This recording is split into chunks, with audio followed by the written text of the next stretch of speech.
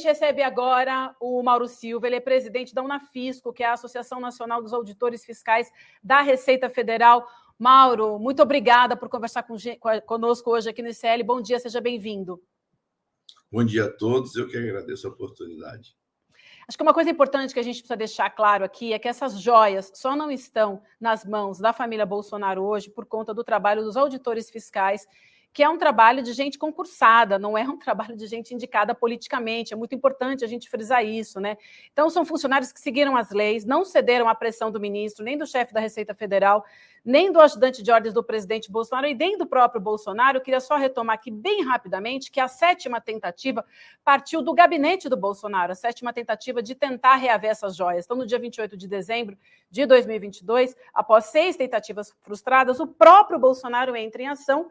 Ele envia um ofício ao gabinete da Receita Federal para solicitar que as pedras preciosas fossem destinadas à presidência da República. Mauro, você pode contar para a gente os bastidores de todas essas 8 tentativas e como é que os funcionários da Receita Federal conseguiram segurar essa pressão e até hoje fazer o que a lei manda, que é manter essas joias no Brasil, porque elas tinham que sido declaradas, pago o imposto ou então destinadas ao acervo da presidência da República e não do presidente.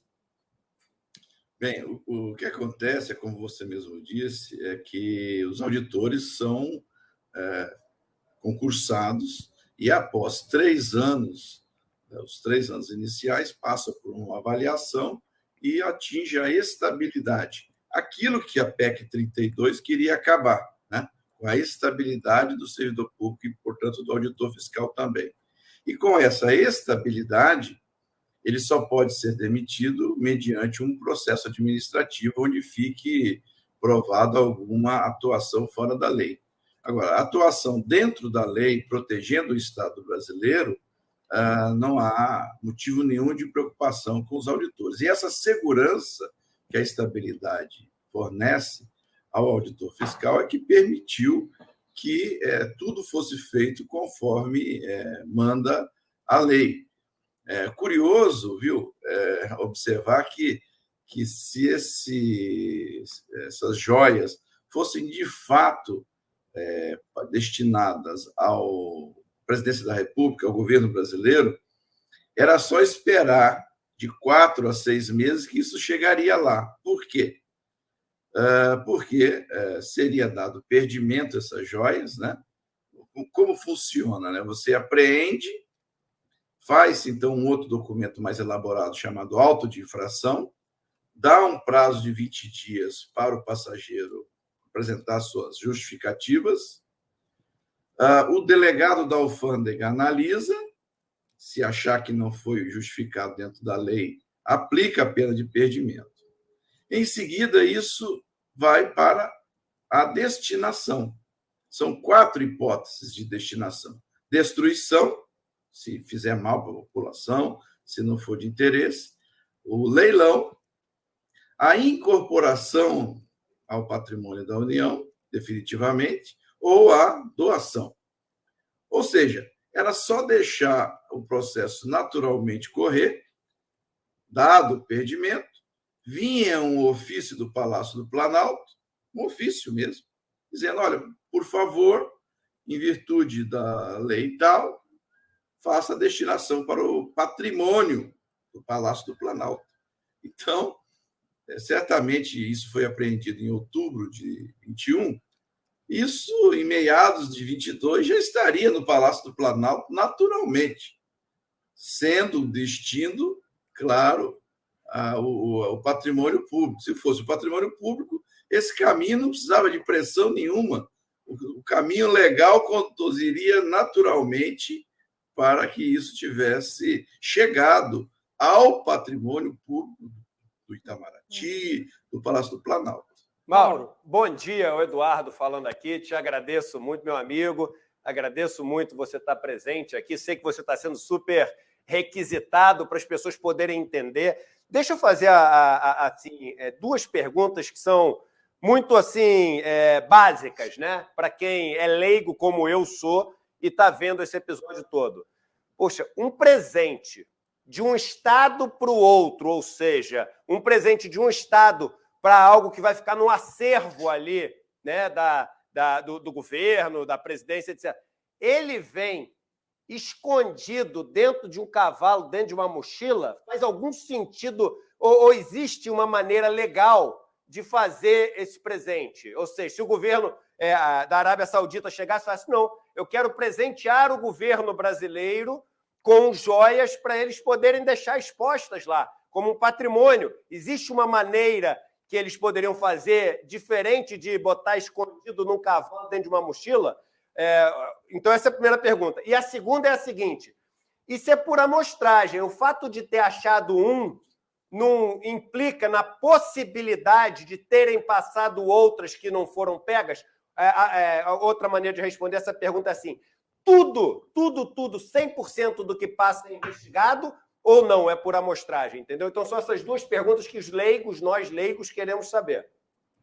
Bom, primeiro, Eduardo, é um prazer estar aqui no ICL. Estivemos juntos, né, Eduardo, na pandemia, convidamos lá pela Unafisco, e você gentilmente acatou nosso convite, tivemos uma boa conversa lá, mais uma vez te agradeço, e é um prazer estar aqui tentando esclarecer. Eu vou começar primeiro pela questão do meio, né, se isso é um meio usual, né? Veja, existe a figura da mala diplomática. Eu dou o seguinte exemplo: vamos supor que o Lula consiga ir conversar com o Putin sobre a guerra, e o Putin confidencia ao Lula e não queira nem mandar nada eletrônico, algum papel, algum documento com alguma explicação. O Lula vai colocar dentro da bagagem, e a bagagem do presidente também tem essa proteção, e vai voltar para o Brasil, e essa bagagem, mala diplomática, não poderá ser revistada. Assim é qualquer diplomata. Por isso eu indaguei ontem, quando me perguntaram, eu disse, mas espera aí, nós estávamos em outubro de 2021, né? Não tínhamos eleição, não tinha pressa nenhuma.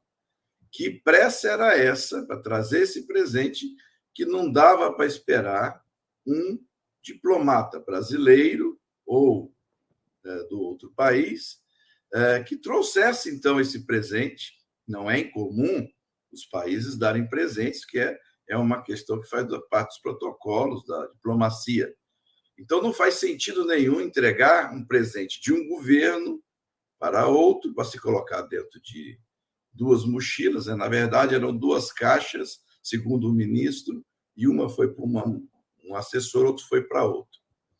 Então, é totalmente fora do comum, até porque um presente desse valor, o outro país vai querer fazer todo um evento, né, para demonstrar o apreço de um país com o outro, justamente para mostrar aproximação, tudo que na diplomacia é muito comum, né? Então, é absolutamente inusual, né, que isso aconteça dessa forma.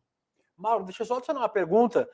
Então, só os diplomatas têm essa prerrogativa, né? O presidente da República e os ministros não têm dessa mala diplomática. Depende do passaporte diplomático, né? O presidente da República teria também esse passaporte diplomático, e isso, aquela mala diplomática, por razões óbvias de segurança nacional, né, não seria revistado. Então, se viesse na mala do presidente, teria essa mesma atitude em relação à mala diplomática. Mas, veja, era propriedade do passageiro?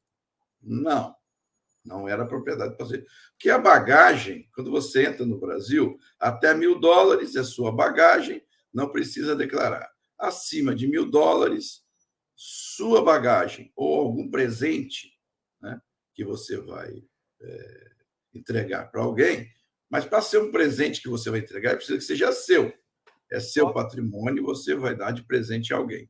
Eu vou dizer o seguinte, está me vindo à memória aqui, ele fez algumas vezes no governo, mas está me vindo mais ou menos nesse período. Eu lembro do Bolsonaro ter falado, porque ainda era pandemia, na final, já ele falando o seguinte, olha, e eu fiquei sabendo que estão inventando uma mentira sobre mim, vale a pena a gente tentar recuperar quando foi isso. Porque eu lembro que teve um período que ele falou, eu fiquei sabendo que estão inventando uma mentira sobre mim, que a qualquer momento vai... E não saiu nada.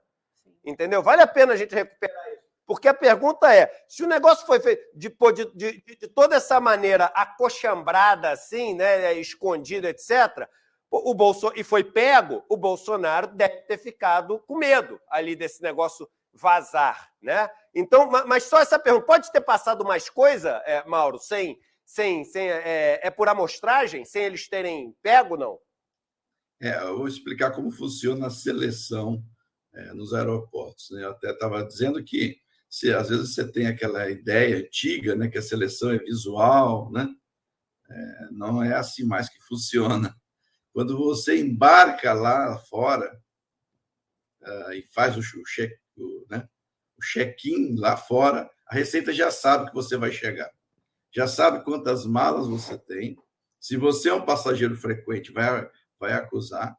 E existe uma equipe de seleção, né? Baseada em alguns critérios, pode selecionar. Chegando aqui, as suas malas passam pelo raio-x. Isso também a equipe de seleção observa, né?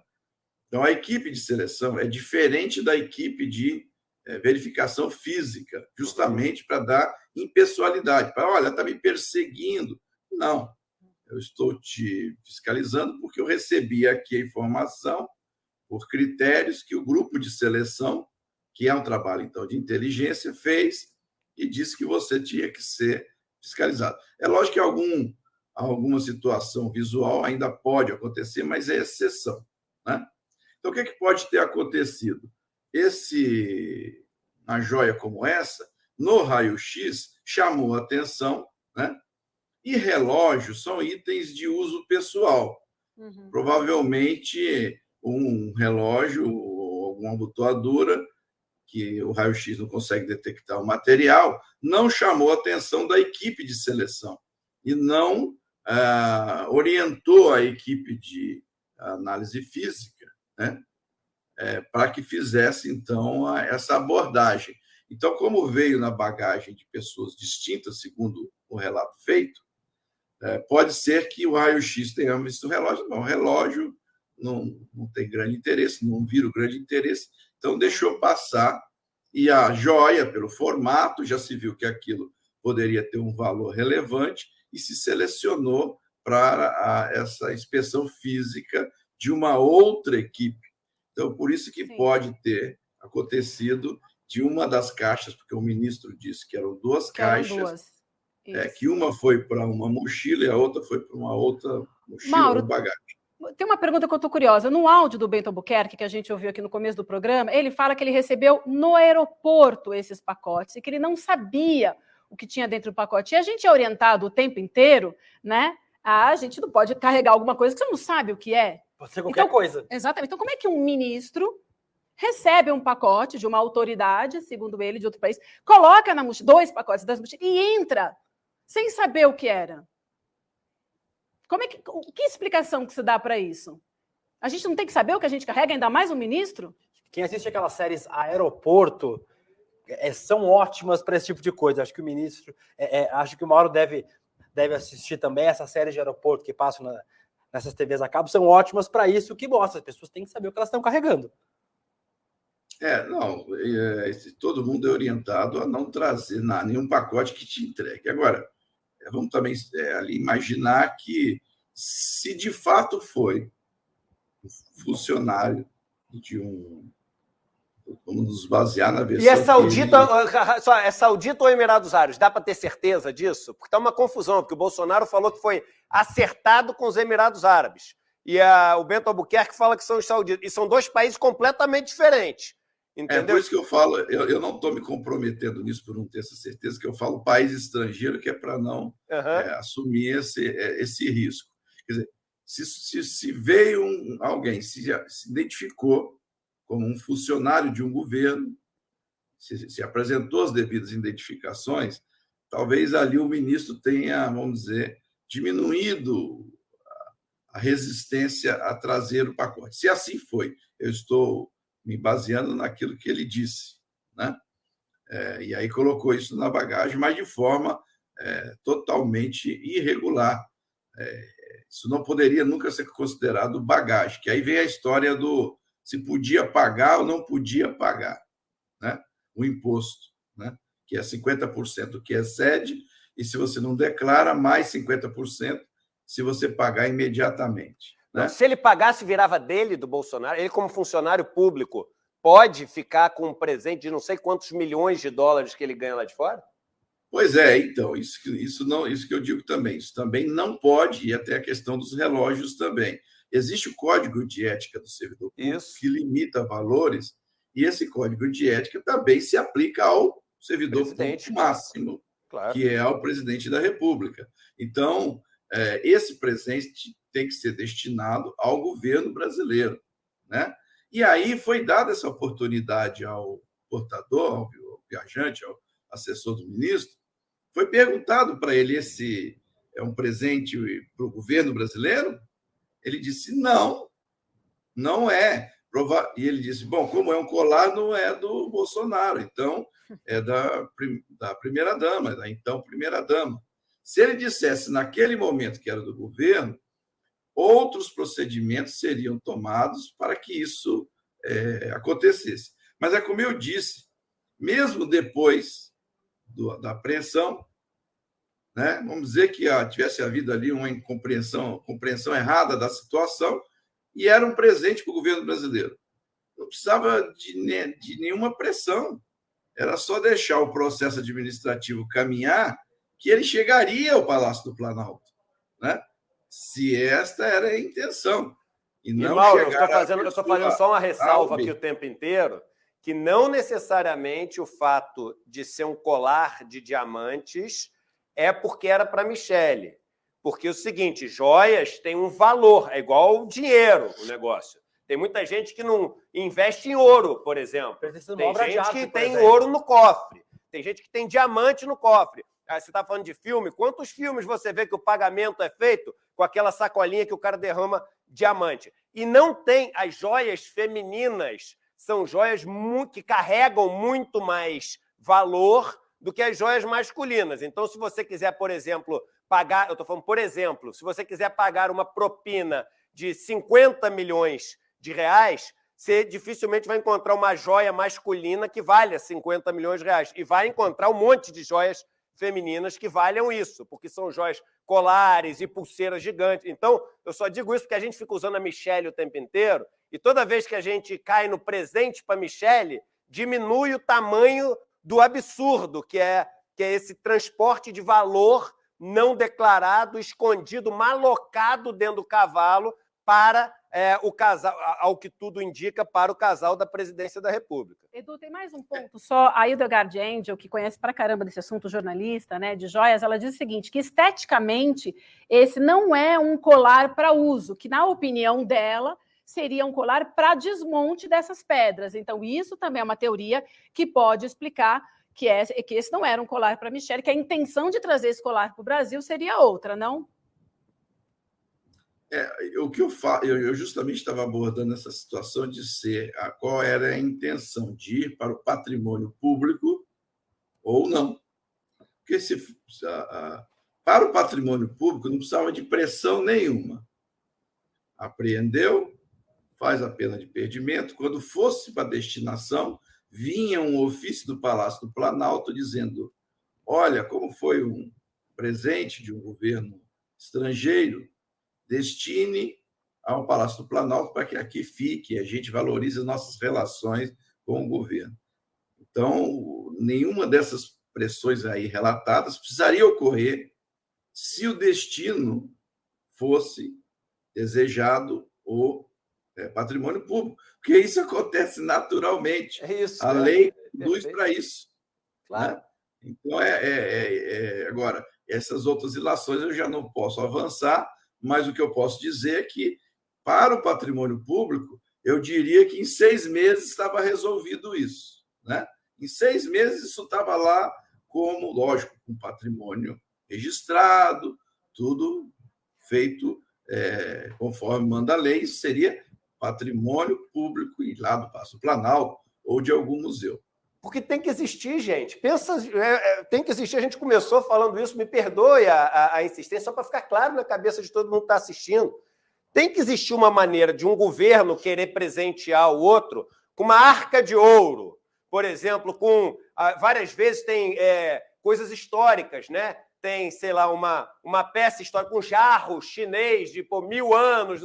Tem essas coisas todas têm um valor, mas um governo pode querer presentear o outro para ficar exposto, para ficar no museu, para ficar no Palácio do Planalto. E se isso é feito, se isso é feito o tempo inteiro, né? Tem um trâmite, tem uma regra, tem um código, tem um manual para poder fazer isso. E com certeza no manual não está escrito: quando for presentear o outro país, primeiro lugar, arranje um lugar oco para colocar escondido o negócio. Segundo lugar, coloque numa mochila de chavado. Terceiro lugar, meta o assessor vindo atrás do ministro e peça para ele dizer que não está escrito isso no manual. O código não é esse. Na regra não está essa, entendeu? Então tem que ficar muito claro que se isso acontece, o negócio fica apreendido, e aí depois o cara não consegue pegar, porque pensa bem, Vivian, se o cara tenta 8 vezes pegar, o cara é o presidente da República, não tem ninguém acima dele. Se tem uma maneira legal dele fazer, na primeira que ele vai, e se o negócio não é para enriquecê-lo, na primeira que ele vai, os caras vão falar: sim, senhor, pô, tá aqui, coloque aí. Expõe. Agora, se ele não consegue em 8 vezes, e o negócio vem de chavado, malocado, caramba, qual o tamanho da punição que esse cara vai tomar? Agora, o que me assusta é entrar hoje nos portais e isso já não é uma notícia. Isso me assusta. Isso me assusta. O que pode acontecer daqui em diante, Mauro? Eduardo, eu queria também fazer um comentário para que as pessoas entendam a importância do investimento em equipamentos na Receita Federal. Os raios-x, os scanners nos portos e aeroportos são fundamentais para esse tipo de coisa, o trabalho de inteligência que leva a chegar nisso. Então, quando um governo corta o orçamento da Receita que iria para adquirir scanners, nós estamos fragilizando o controle que é feito em defesa da indústria nacional e em defesa dos empregos aqui no Brasil. Então, e até com relação a drogas e armas. Uma vez eu estive num grande porto e o delegado da alfândega me mostrou a imagem que sai de um scanner que se usa nos containers. Então, você consegue ver um pacotinho de droga lá. Então, a falta de investimento nisso fragiliza o Brasil. Então, se neste caso a seleção foi feita, se o raio-x pôde chegar, é porque houve investimento, e esses investimentos precisam continuar sendo feitos em defesa da economia brasileira, em defesa dos empregos aqui no Brasil, né? Você me pergunta do caminho que isso pode ter agora. Me parece que a tal pena de perdimento, que é o termo que a gente usa quando a pessoa não dá explicação, e ela perde, então, essa mercadoria para a União. A pena de perdimento já foi aplicada e quase foi a leilão. Agora, essa joia vai ficar, então, guardada porque virou um objeto que vai ser investigado e periciado por conta de apuração de crime por parte da Polícia Federal. A Polícia Federal vai fazer a investigação, então, no curto espaço de tempo, vai ter que ficar, então, essa joia retida, esperando se é um caso de descaminho. Contrabando não é, porque não é ilegal, é você entrar com joias, apenas é ilegal entrar com joias da maneira como foi feito e sem pagar impostos. Então, se não é ilegal, não é contrabando, é descaminho. O crime seria outro, supostamente outro. Então, isso vai ser investigado, e para isso investigar, vão ter que fazer perícia nessa joia, para saber se tem esse valor mesmo, né? Isso vai ser feito. Então, a joia precisa ficar guardada.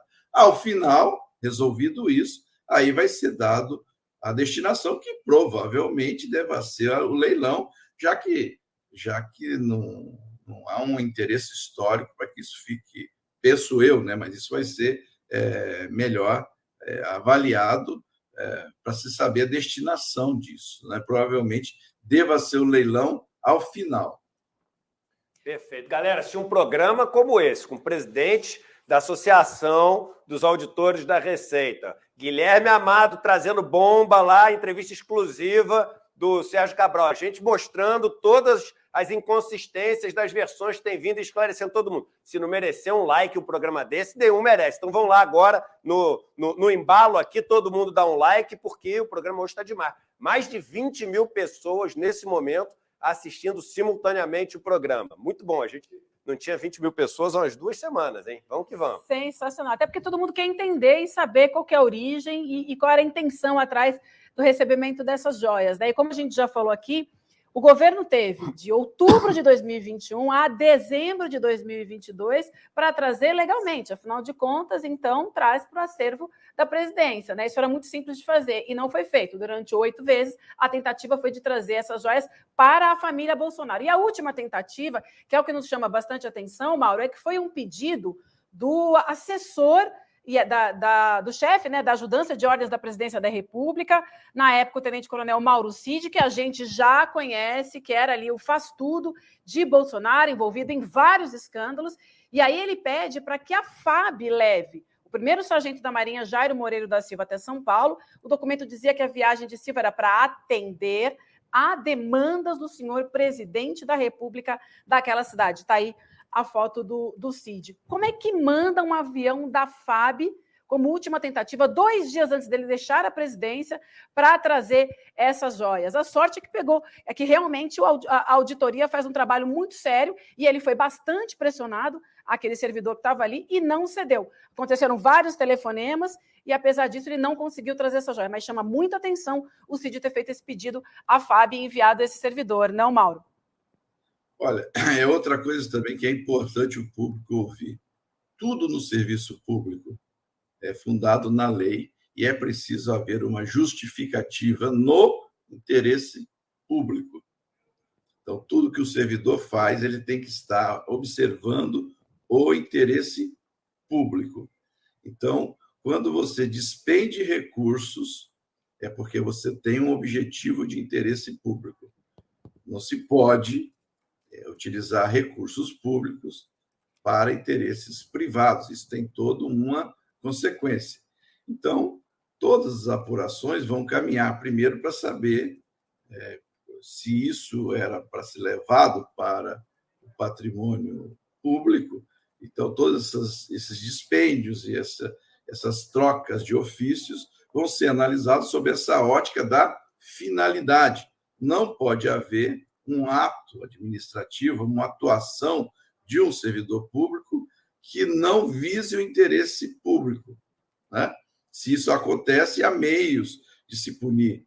Outra coisa que eu quero esclarecer também é que, para que a sociedade fique tranquila, tudo que acontece na Receita Federal é muito bem registrado, tudo é muito documentado, cada acesso ao sistema, para tudo tem câmera, né? Há um tratamento com muita seriedade de todos os dados dos contribuintes e tudo que é feito no comércio exterior. Né? Nós temos uma corregedoria que age com muita firmeza, né? Para que isso aconteça. Nós temos sistemas que controlam. Então, tudo isso, além do auditor ser concursado, treinado e ter estabilidade, há toda uma atuação do órgão para garantir que tudo seja feito visando o interesse público. Então, a sociedade pode ficar tranquila que esse tipo de situação não aconteceu e outras tentativas podem ter acontecido, tentadas e não tiveram êxito, e não haverá êxito, porque eu também insisto nisso. Algumas pessoas viram a atuação da Receita na Lava Jato, falam, a Receita é lavajatista. Eu digo, a Receita não é lavajatista, ela não é da esquerda nem da direita. A Receita é legalista. Ela independe do governo de plantão. Se vier algo para ser apurado, será apurado dentro da lei. Então, não há preferência por este ou aquele governo, porque o governo vai passar e nós estaremos aqui, como eu, por exemplo, estou há quase 30 anos. Então, a sociedade pode ficar tranquila que nós estaremos aqui para defender o Estado brasileiro e não o governo A ou o governo B. Como tem que ser. Como tem que ser, exatamente. Mauro, muito obrigada por conversar com a gente, hoje. O Edu até comentou, né? Está sendo super procurado, a gente sabe disso, então obrigada pela prioridade. Né, por todos isso. Que envolvidos aí nesse trabalho. Muito, muito importante as pessoas terem a noção do que a estabilidade de um servidor público tem de utilidade, entendeu? Não é à toa. O negócio não é para criar gato gordo.